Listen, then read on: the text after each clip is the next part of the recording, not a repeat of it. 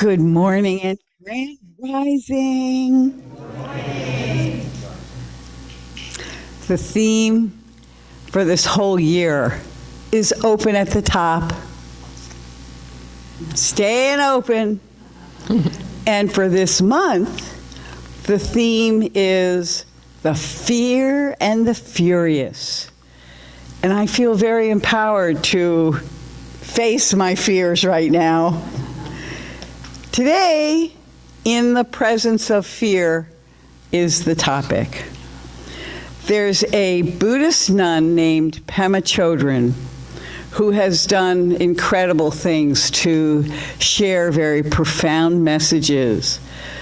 She writes how to stay in spiritual awareness in the presence of fear.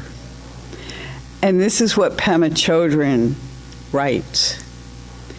In meditation, we discover our inherent restlessness.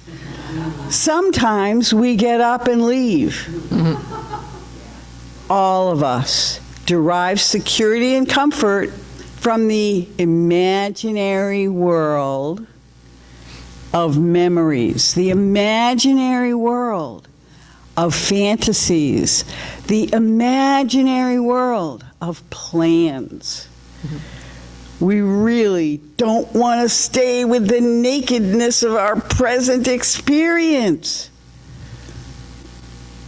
These are the times when gentleness and a sense of humor can give us the strength to settle down. So whenever we wander off, we gently encourage ourselves to stay and settle down. Stay. Are fear and loathing out of control? Stay. Aching knees and throbbing back? Stay. That is how to cultivate steadfastness in the face of fear. I invite you to affirm with me this statement, claim it for yourself, feel it for yourself.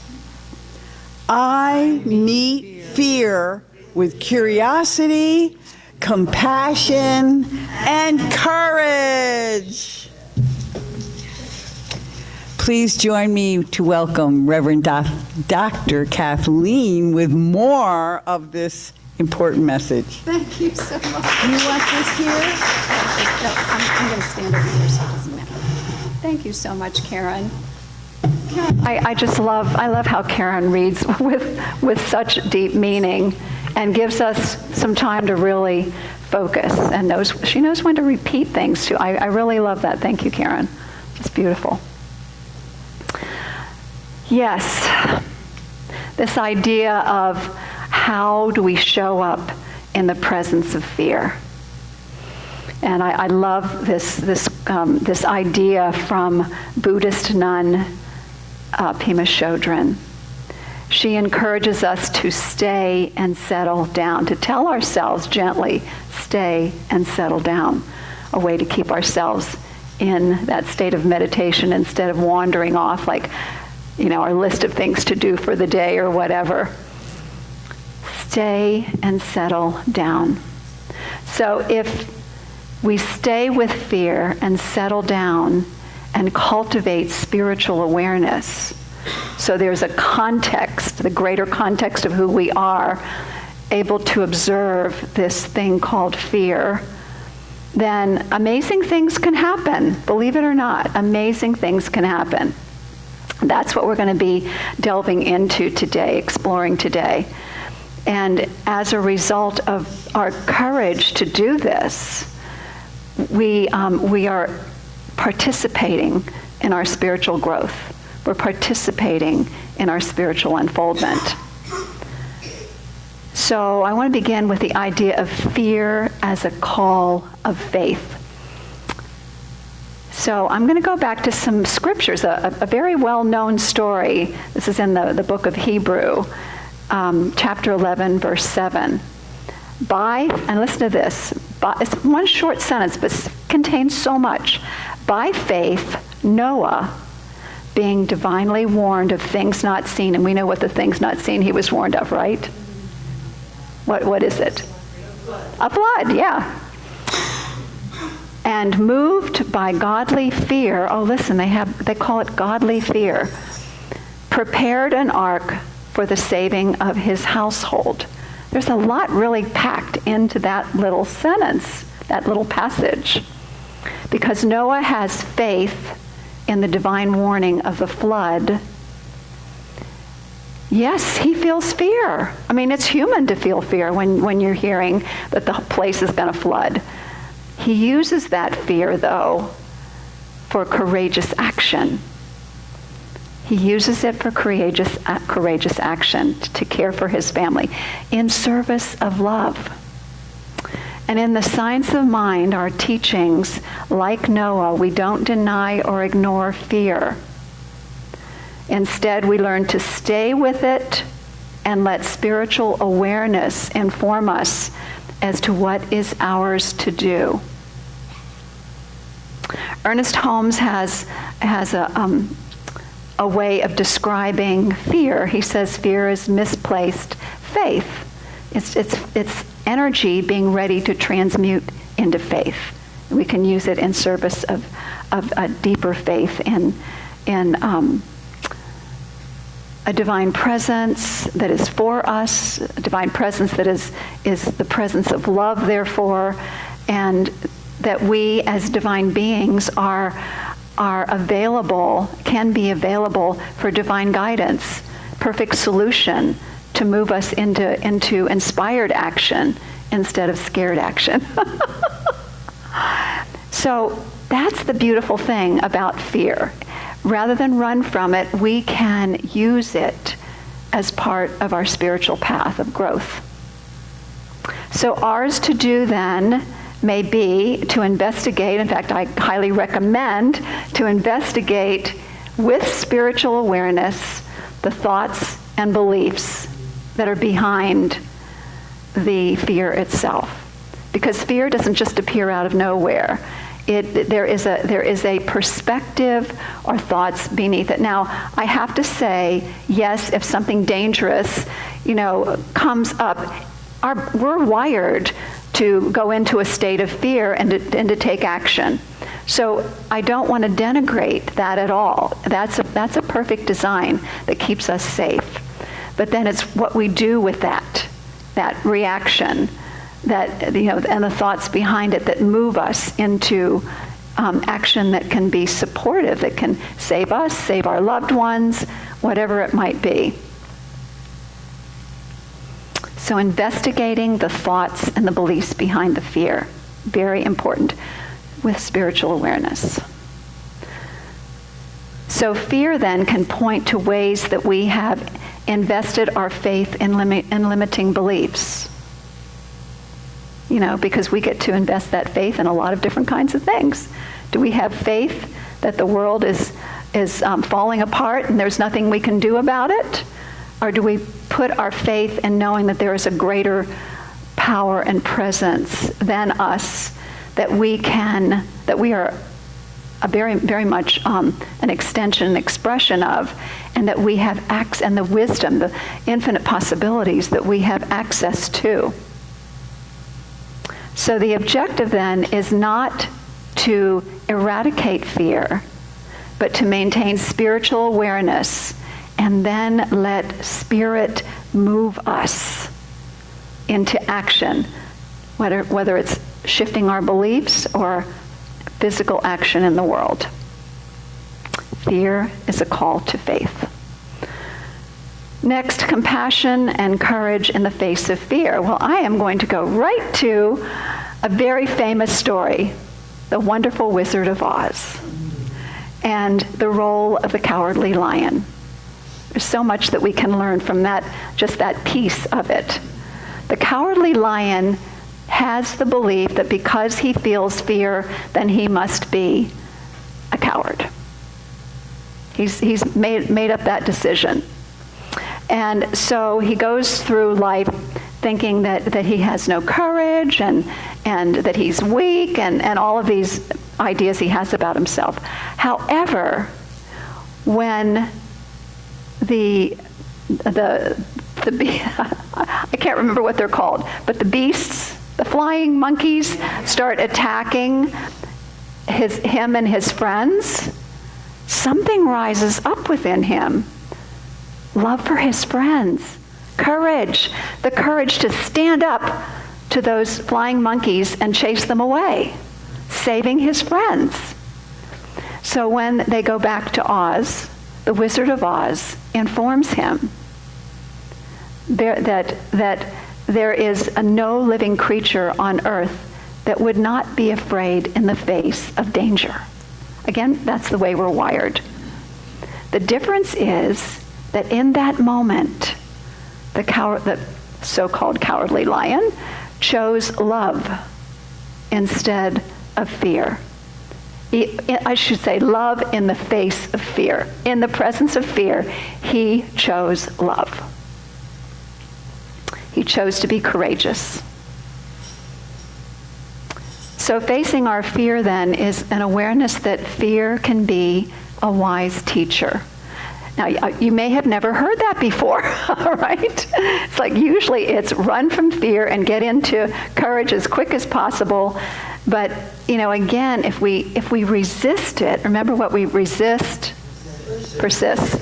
If we resist our feelings and don't investigate them, then they can get submerged and cause all kinds of issues mentally, emotionally, and physically.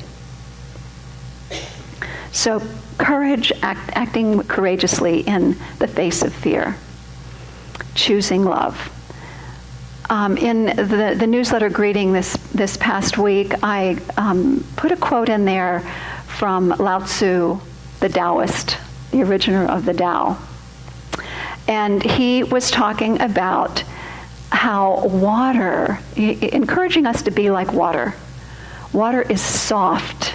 It's soft and fluid, and it can wear down very hard things like rocks over time.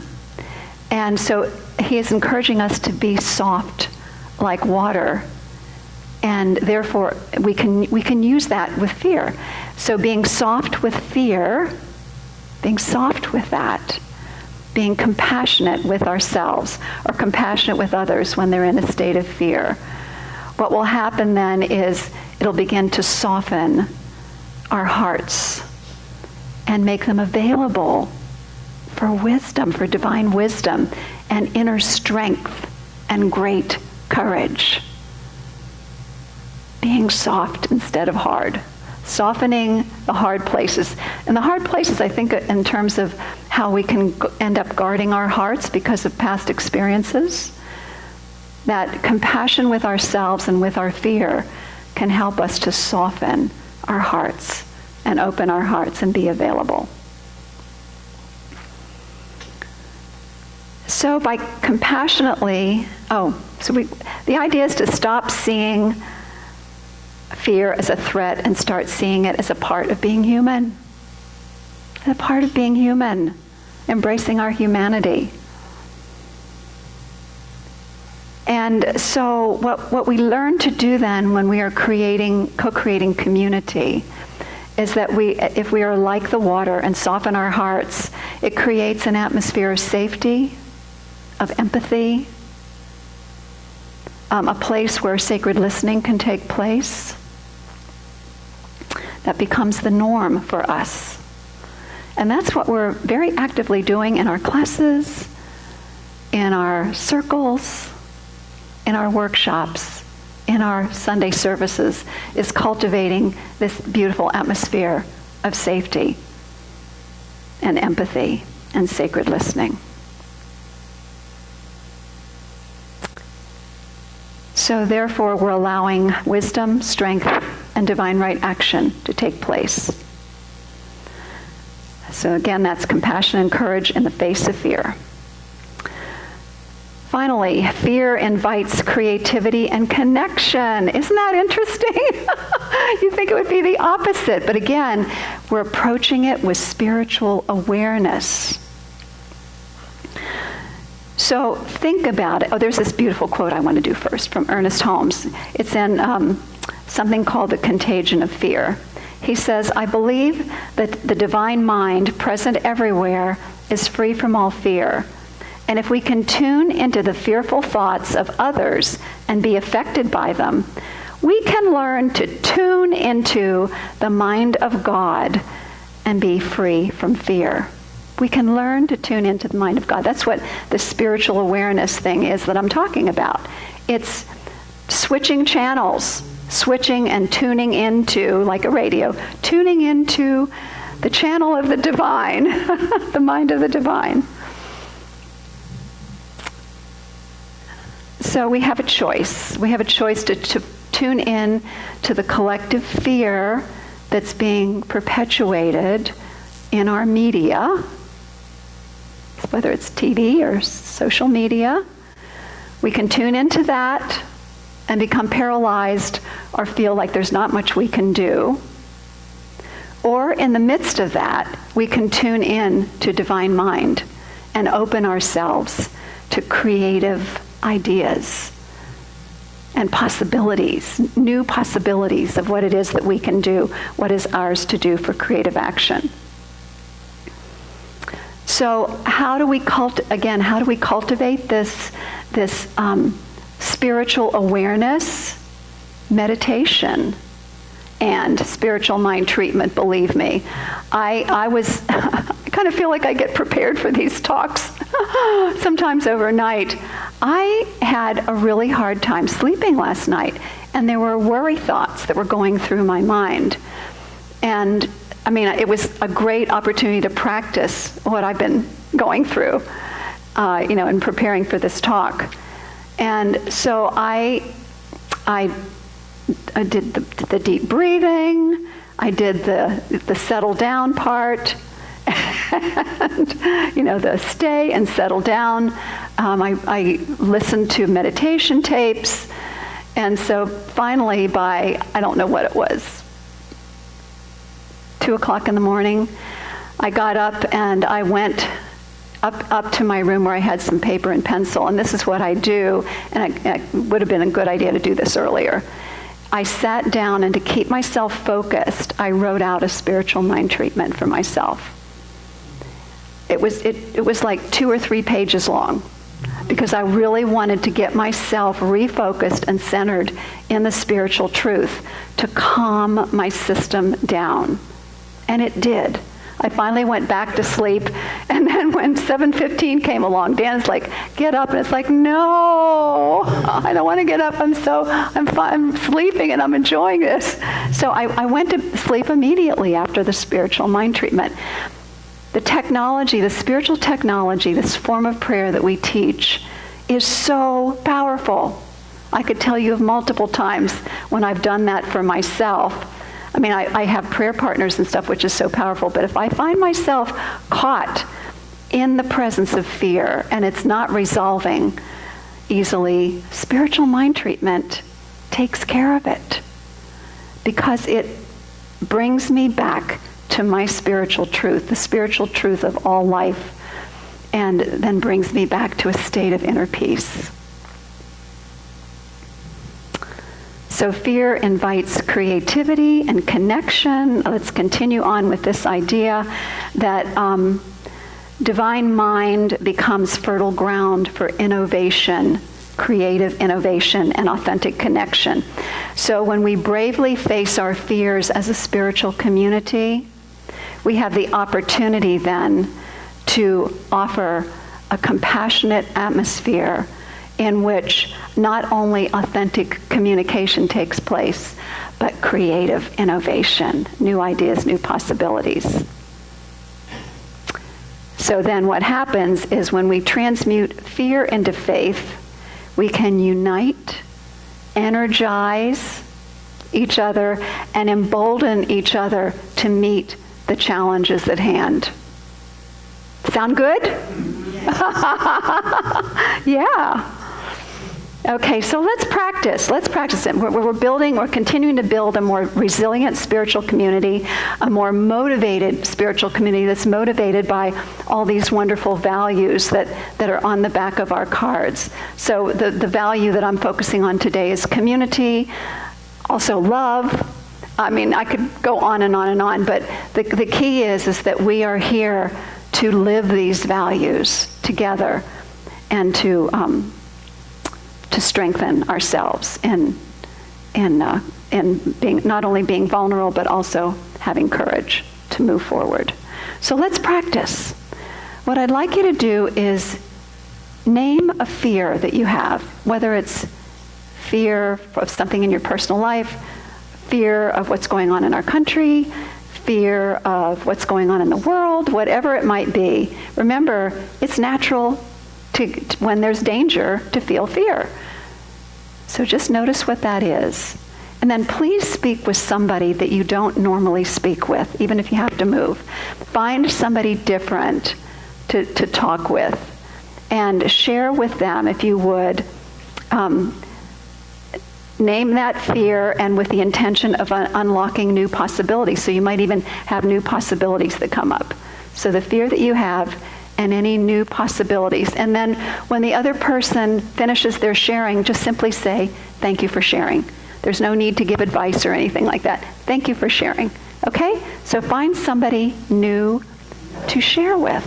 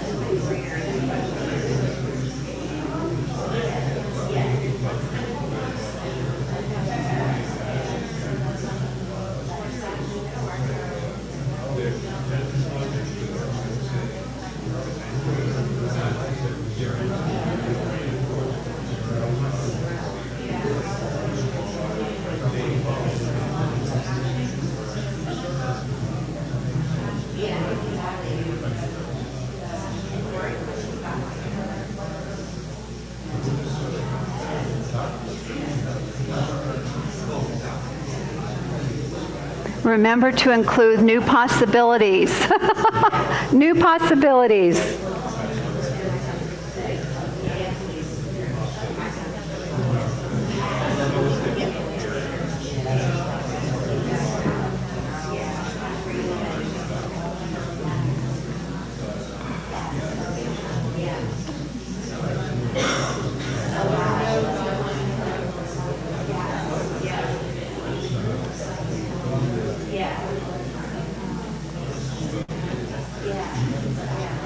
Does anybody need more time? If you do, raise your hand.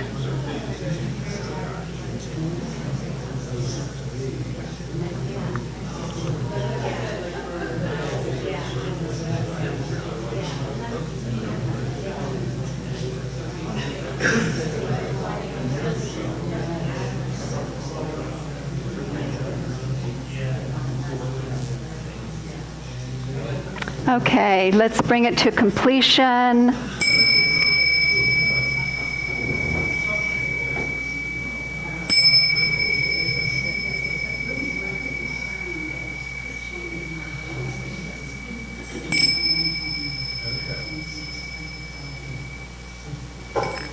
So let me just summarize this a bit. Fear is not a spiritual failure. It's part of the path. And so we can use everything, even our emotions, in service to our spiritual path. So we don't run from fear. We stand in it, sit in it, allow it to inform us what beliefs are behind what's going on, what actions are being called for, developing a spiritual awareness as the context around in which the fear takes place. And therefore, we awaken compassion, we build courage, and we ultimately redirect ourselves back to the source, the presence, the divine presence of who we are, our divine nature, our divine connection with Spirit. And so it is. Thank you, everybody.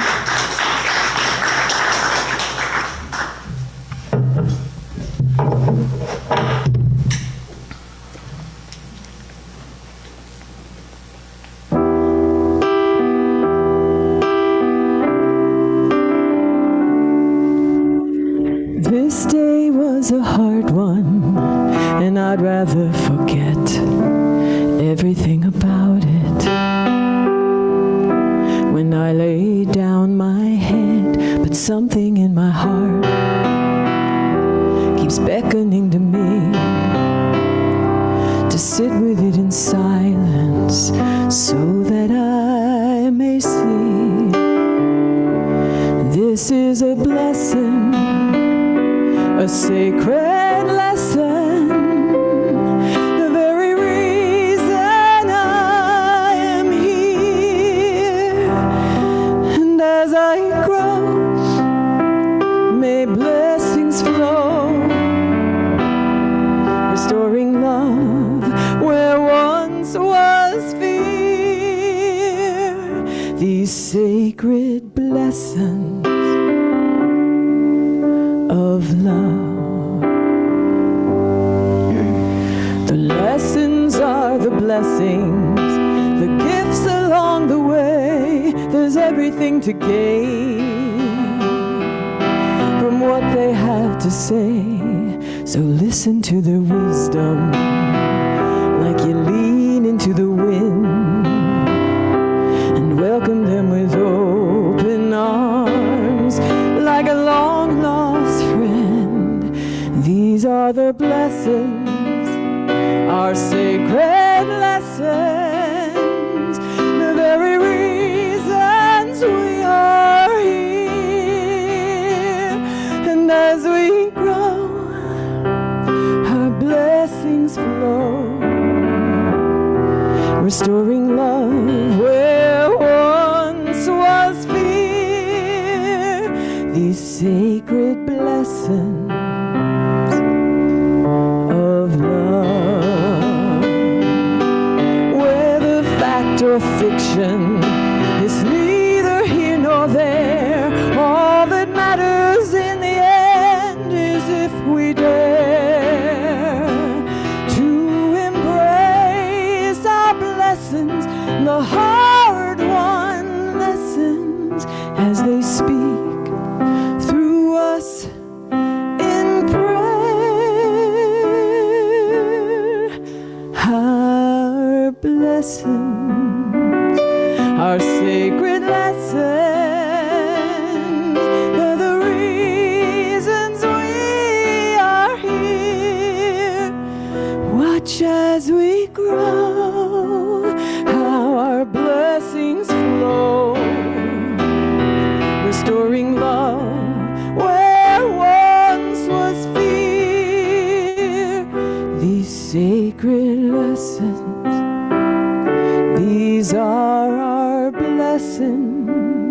And they're how God holds us near. These sacred blessings of love.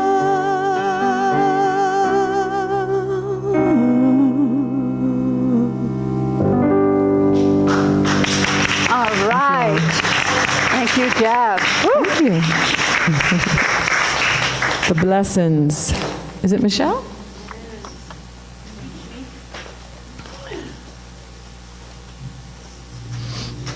Ooh, it's always hard to shift after that. Beautiful. Okay, so just take a moment. You can put your hand on your heart if you'd like, or just close your eyes.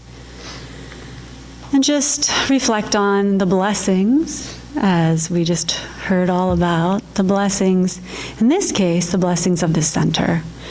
The blessings of this community, the blessings of the teachings that support us in our lives and help us, live with more ease and more grace and more joy. And then feel into what is yours to give today. What do you feel called to give in support of the center? And whatever you feel is just right. And if you are someone who has an automatic payment that goes through, then you can just put your hand on the basket as it goes around and just bless it. And everyone, if you want to put your hand on there, you can imagine it growing and blossoming and flourishing in support of our center. That's what I do. All right. And so we also do accept PayPal. There is, you can always go onto our website and do a donation there. And then, of course, the check or cash can go into the basket as well. So let's do the blessing of our gifts together. We can read this to those, again, for those who are new. Oh, she's not here right now. So let's do the blessing of our gifts. Divine love, through me, blesses and multiplies this offering. The Spirit gives abundantly. I receive thankfully and give again generously.